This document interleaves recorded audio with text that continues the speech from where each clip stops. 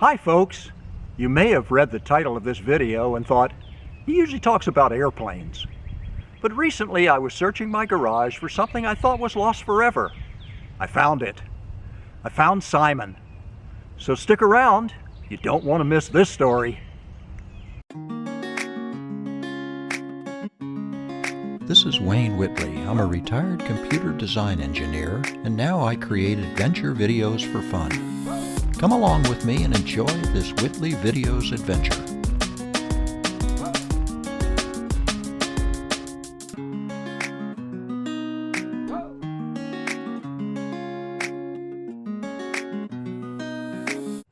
As I look back on the adventures I've had over the years, there's a story of one event that needs to be told. A number of years ago, I had the good fortune to be a member of the IBM design team responsible for the creation of the world's first smartphone. I know you might be thinking, IBM did not create the iPhone. This is true, but years before Apple introduced the first iPhone, IBM created the first smartphone, named Simon.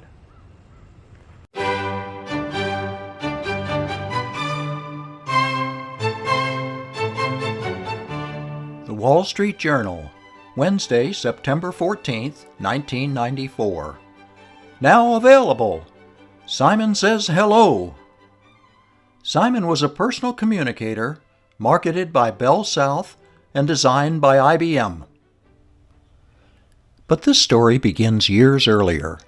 In July 1992, in an IBM development laboratory in Boca Raton, Florida, a small advanced technology spin-off group of 5 design engineers began work on a hardware prototype personal communication device named Sweet Spot. A number of these engineers had experience designing IBM personal computers and peripherals in the 1980s. The 5 members of the group were Frank Canova, group leader and system architect, Brent Beatty, power supply designer and LCD specialist, Dick Kirk, mechanical designer and case specialist, Gary Wisco, department manager and group manager, and myself, Wayne Whitley, digital logic designer and Central Electronic Complex, KEC architect. I'm Frank Canova.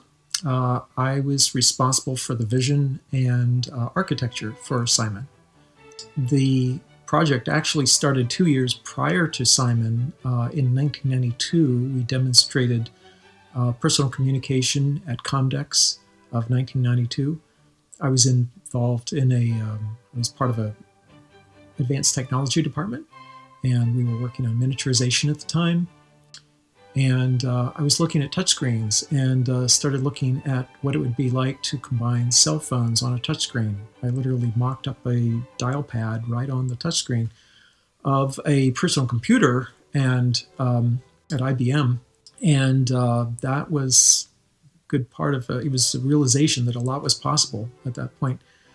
And we pivoted a small team we had at that point to start working on a technology demo. At that time, we called the device a personal communicator. We wanted to combine the functions of a personal digital assistant, PDA, and a cellular telephone in a small handheld package using miniaturized advanced technology. We and the industry had not yet started using the term smartphone for this kind of a phone with multiple applications built in. Our mission was to define the functions this personal communication device would provide, document the hardware and software architecture, then build a first prototype to demonstrate the proof of concept of the design. With that in mind, our first pass hardware design was limited to interface and controls for the power supply, PCMCIA slot, modem, memory subsystem, and LCD touch display, which would then be used as a functional platform for software development and design verification. By August 1992, we built a first-pass hardware prototype and expanded our design group with software engineers Debbie Johnson and Chuck Lanier. These key additions to our group allowed us to complete software architecture design and start application development. This effort resulted in our first U.S. patent application for a personal communicator apparatus. Hi, I'm Debbie Johnson. I was a software developer at IBM and on the team that developed the first smartphone. In the early 90s, I was between projects, and this guy walked up to me in the cafeteria and started talking about this handheld device he was creating. He wanted to integrate a phone, a processor, and a modem. He was Frank Canova, and he was going to deliver a prototype in 14 weeks to demo at Comdex, and he needed software engineers. I joined the team. Frank had everything, software and hardware expertise. He also had the vision and the charisma to pull it off. He could take a complex problem and break it down. He could just make everything seem so simple. Chuck Lanier was another talented software engineer. Our goal was to build 10 functional prototypes, including software applications, to demonstrate at Comdex, the annual Computer Dealers Exposition in Las Vegas, Nevada, in November 1992, which was less than 4 months away. After documenting our hardware design and software architecture, our original small group of 7 would grow to a team of 13 engineers and programmers dedicated to work long hours to complete our mission. After our team had worked 60 to 80 hours per week for 3.5 months, Frank Canova, Brent Beatty, Gary Wisco, and I were on our way to represent our team at Comdex. At that time, we had changed the device code name to Angler and had our 10 functional prototype personal communicators to demonstrate at the show. We spent the first day setting up our small display space and verifying our prototypes were in good working order. We were now ready for the show to start the next morning. There may be a recession going on out there somewhere, but you certainly couldn't tell here in Las Vegas, as over 2,000 exhibitors, more than 140,000 attendees are here at a bigger than ever fall Comdex. Lots of new product introductions from the big guys like Microsoft and Intel, also new products from smaller companies with names you've probably never even heard of. Today we'll show you the best of what's new at Fall Comdex on the special edition of the Computer Chronicles.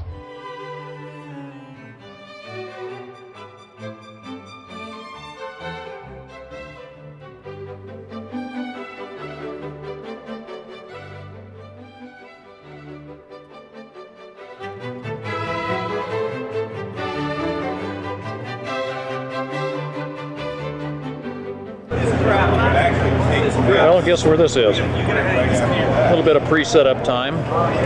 One executive over here using his telephone, and another one over here using his telephone. You gonna get this thing set up or what? Yes, we sure are. All we gotta do now is get the phone mail to talk to us a little bit. Walking on the water once You think we gotta have lots of batteries charged. Frank working away. Programming PNOMs. Quick numbers. Oh, okay. We're Gotcha. getting it all set up. It's working pretty well. Navi's program is going so beautifully here. Fantastic. I tell you, and the phone comes up when it's supposed to. These guys are reliable like you wouldn't believe. It's really going good. Fantastic team, huh? Yeah, I tell you, it's teamwork. You bet. We've already gotten a lot of excitement from IBMers.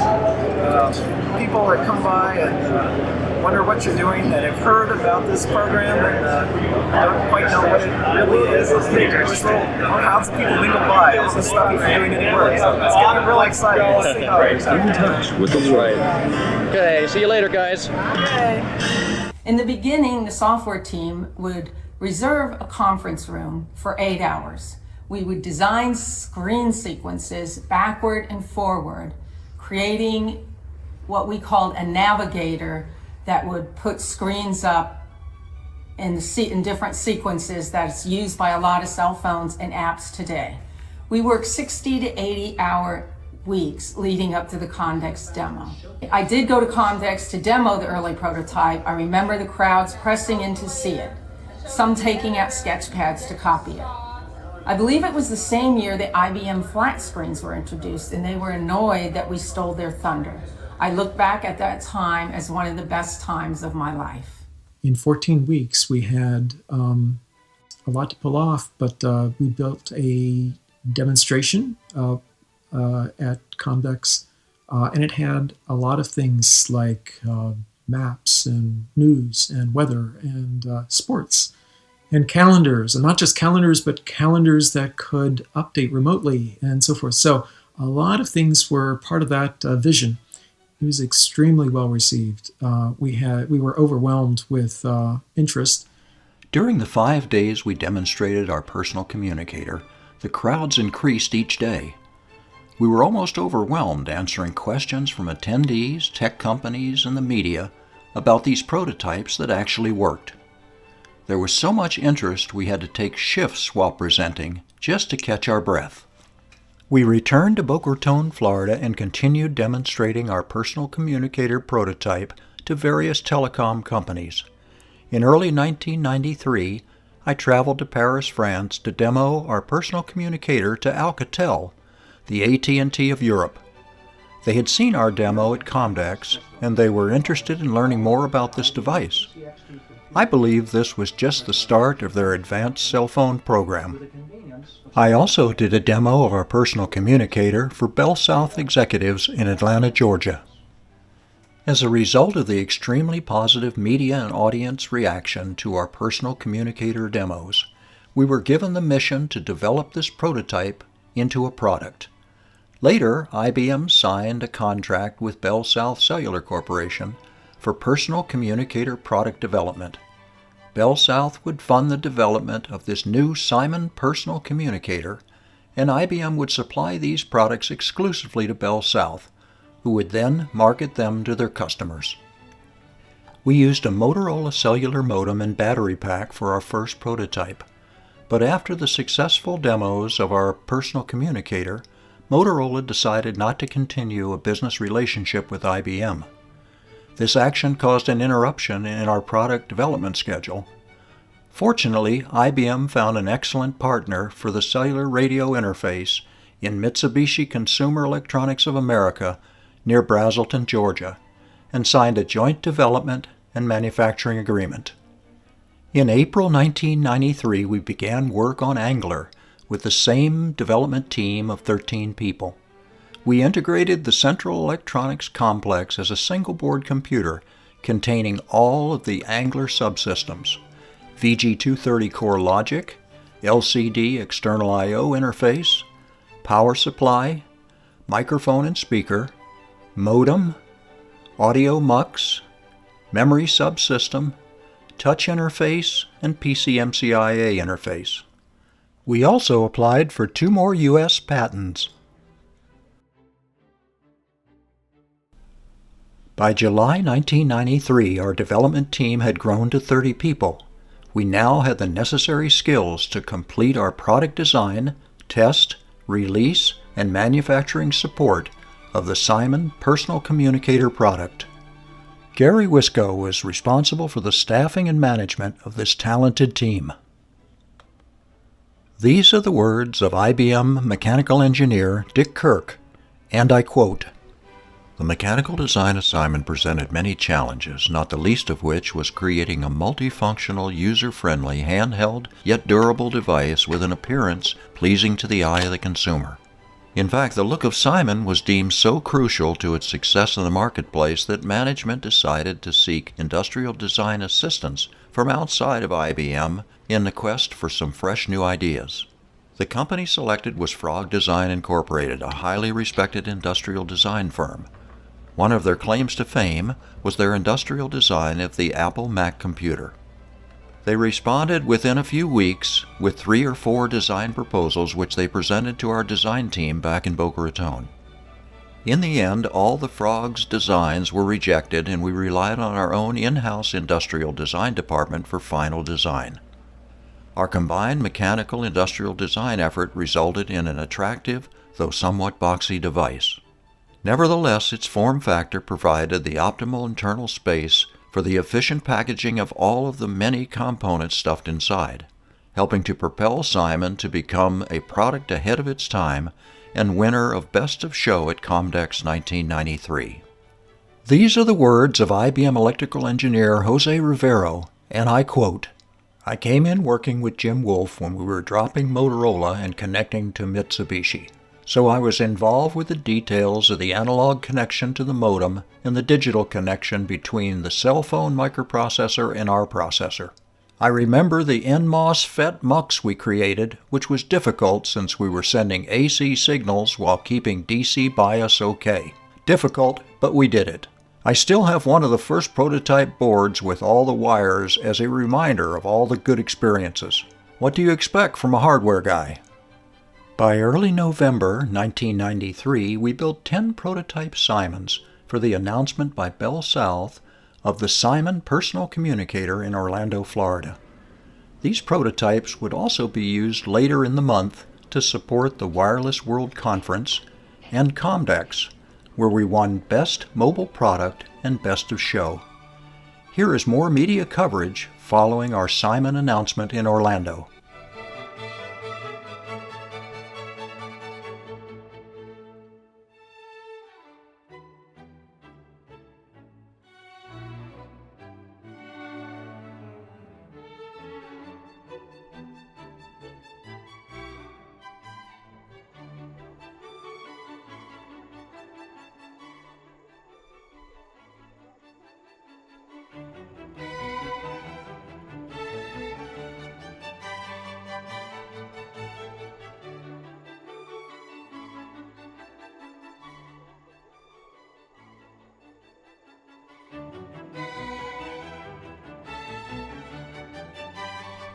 In January 1994, we designed and built a Simon Central Electronics Complex Functional Tester and provided support for IBM Austin Manufacturing and Mitsubishi to ramp up volume production of Simon for a successful first customer ship on July 18, 1994.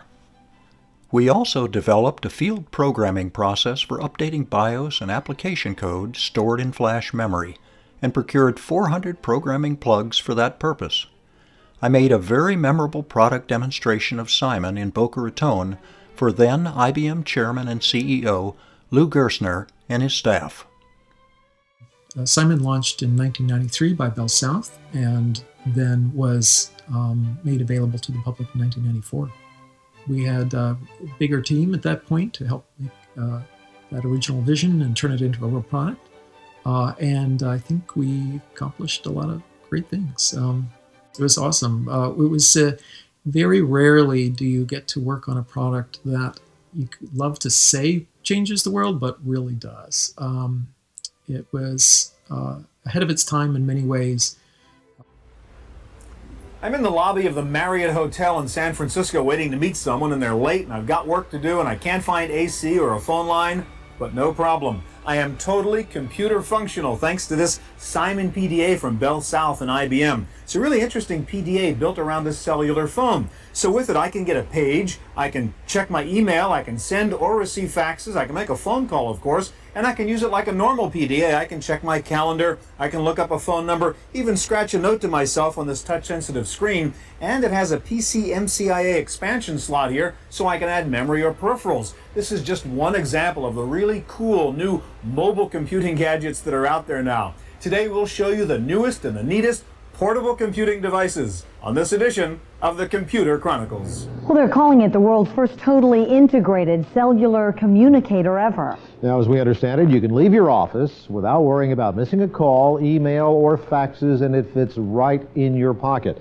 News Channel 5's Jim Grimes is standing by live with one of these high-tech tools, and you've been learning about it, Jim, and I take it you faxed us something earlier today? Well, Jim, you're right. Actually, we did fax you. We faxed you this. This was earlier. We faxed this out of the BellSouth Mobility showrooms right here in West Palm Beach. BellSouth is hoping Simon can help them capture the cellular market, but experts say it's just a matter of time before other companies jump on the cellular communicator bandwagon. Check out Simon for yourself. You can try one of the BellSouth Mobility showrooms. They've got several locations around South Florida. Right now there's big demand for them and they're trying to get them on the shelf, so you may want to wait a few days or make a phone call to them for yourself. Back to you. Hello, I'm Brent Beatty. I'm one of the many people who played a role in getting the Simon into production. I played two different roles in the development of this. One of the roles was to come with the LCD assembly. The LCD, 640 by 200 pixels, it comes out in the middle.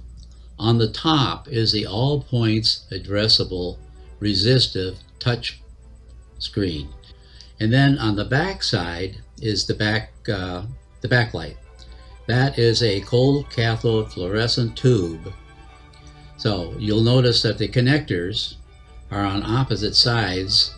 The high voltage one is on the opposite sides from the LCD and the touchscreen, and that was to minimize the interference.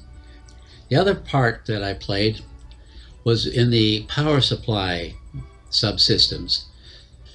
But the challenge was the high voltage, high frequency component.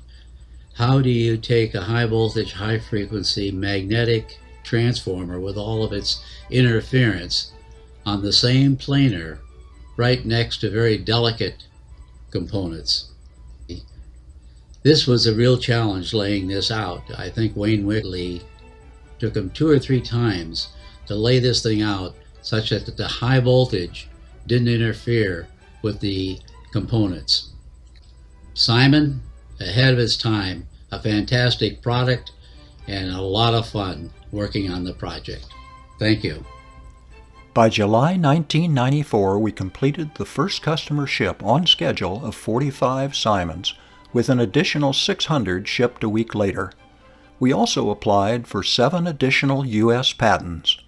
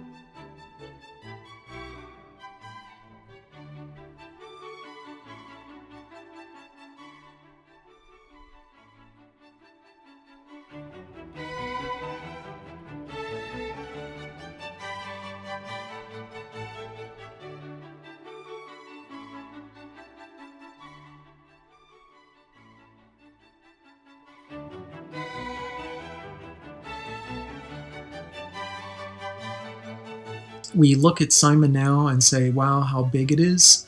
But that was 28 years ago. That was the very advanced technology we had available to work with at the time.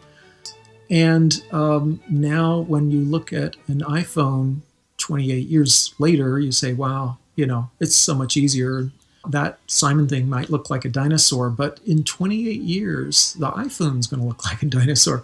And to be honest, that's very exciting to me. There's a lot of cool things that's going to be happening in the future. We do video conferencing, and that's going to merge with the way we communicate, quite honestly, and the way new types of displays, holographic displays, virtual reality, all sound somewhat far off to us as far as having as everyday products, but it's things like that are going to become start merging together in novel new ways. The communication will be there'll be new ways to communicate.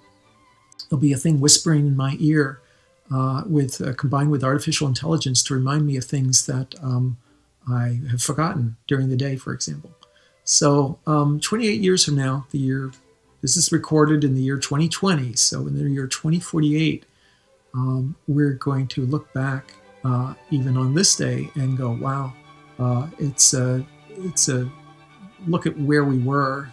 It's so far behind where we are today. So that's the case as we look at Simon. But again, Simon broke a lot of new ground that got copied by a lot of companies. And what's ahead of its time for a smartphone. We had an awesome team to pull it together. It was a lot of fun to work on something that is that groundbreaking, that visionary, and ahead of its time in a great number of ways.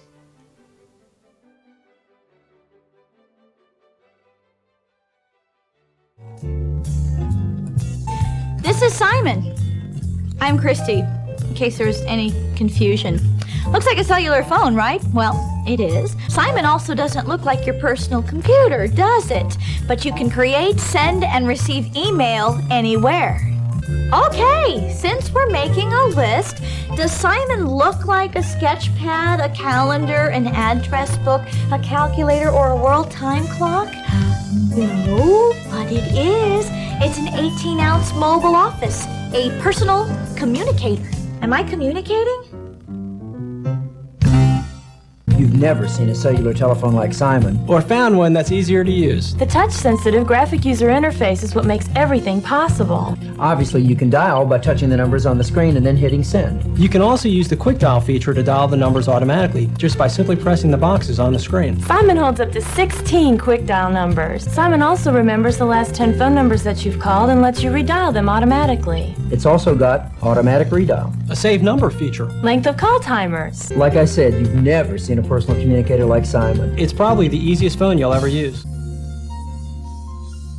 Simon connects to any Lotus CC Mail post office. All your email settings and passwords can be preset. Just one touch of a button. You can create email notes. Or any other document for that matter. Simon includes a standard keyboard. Or you can use our revolutionary new Predict-A-Key feature. You gotta try it to believe it. Write it, type it, and send it. It's that fast. The screen shows you how many messages are in your mailbox and who they're from. Simon also keeps track of where your own mail was sent. The only thing it can't do is tell you which memos are. Simon is the first personal communicator with a built-in numeric pager. It can really help when you can't answer a call directly. Like if you're in a meeting or heavy traffic. Or you might want to return the call later, say from a regular phone. Simon's built-in pager records up to 9 messages. And to return a page, all you have to do is, can you guess it? I know this is complicated. Touch the square. Simon does the rest. Simon can also help you organize all of the important information that you need on a daily basis. Of course, there's the address book. It can hold thousands of entries. You can even store separate business and personal directories. Simon can search for names and addresses in a lot of different ways. And when you find the name that you want, one touch places the call. A filer function that helps you manage your system memory. Memory cards for upgrades and extra storage. A power adapter for your car. RJ11 cables to use Simon as a regular landline phone. Simon also has an alphanumeric paging card available for Mobilecom that allows you to have access to news, sports, and information services. Simon's a top-of-the-line cellular phone. A fax machine. And it checks email, too. It's an address book. It's a calendar. A calculator. There's the paperless notepad. And a world time clock. There's actually hundreds of features. It's the world's first real mobile office. It's Simon. Complete mobility. Completely cool.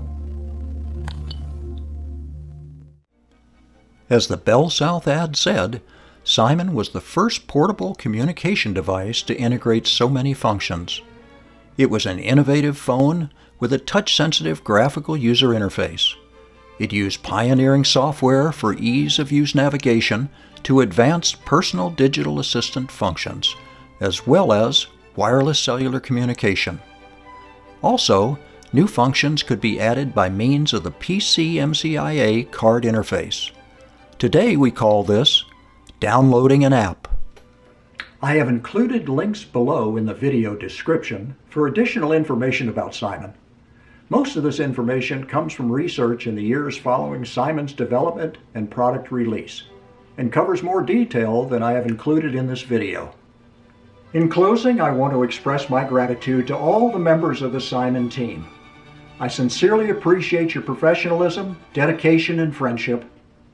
I'm also proud of the part I played in the development of the world's first smartphone. Thank you. For all you Simoneers out there, I hope this video brought back some memories. If you enjoyed watching, hit the like button, subscribe if you haven't, and come along with me on our next adventure. Thank you, and take care.